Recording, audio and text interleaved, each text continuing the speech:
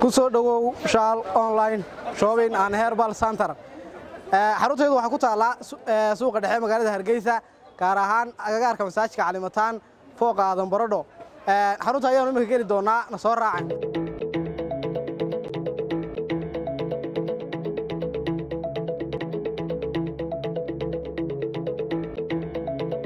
halkani waa xafiiska aanu ka deganahay magaalada Hargeysa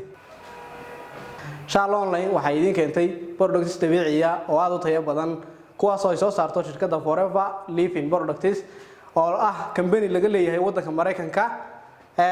productska ama alaabaha ay company Shaal online idin hayo waxa kamid ah qaybaha miisaan dhimista oo aad u tayo badan kuwaas oo miisaan badan ilaa 15 kg aad iskaga ridi karto muddo 9 cisho ah waxaan idin haynaa qaybihii finanka ama haaraha midilka qaybihii cosmeticska qurxinta guud ee wajiga iyo qaybihii ciladaha maqaarka sida finanka haaraha midilka wadmadowga casaanka tushtushka iyo dhammaan ciladaha wajiga waxaan idin haynaa qaybihii timaha oo aad u tayo badan kuwaas oo ah shaambooyo iyo creamyo iyo saliido timaha nafaqeeya taasoo ka ilaaliya jajabka ka ilaaliya isla markaana bixitaankooda ka qayb qaata waxaan idin haynaa qaybihii miisaan kordhinta oo ah qaybo aad u tayo badan runtii waxaan idin haynaa iyaguna malabkii oo saafi ah waxaan idin haynaa sidoo kale qaybaha caafimaadka ama food supplements la yiraahdo kaabayaal caafimaad oo aad u wanaagsan kuwaas oo xalliya dhibaatooyinka gastriga dhiigkarka macaanka ciladaha caloosha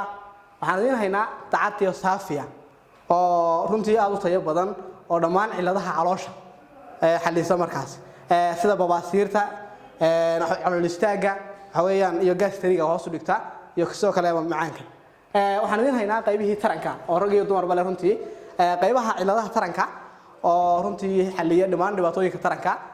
rag iyo dumarba haday tahay qaybaha biyaha baxdigdiga joojiya caado wareerka qaybaha efficientka rag iyo dumarba oo runtii aad u tayo badan waxaan idin haynaa sidoo kale qaybihii afka haday tahay Colgate oo Forever Bright oo dacarka samaysan taasoo dhiiga efficientka afka xoqadaha waxyaabaha soo wax ka qabata ilkahana runtii aad u cadaysa Forever Bright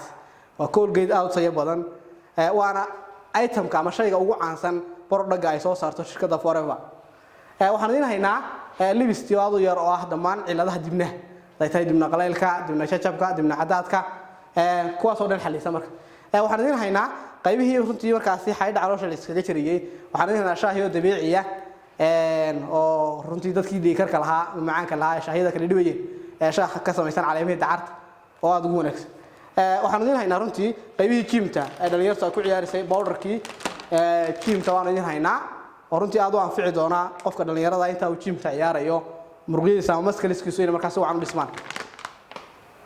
waxaan idin haynaa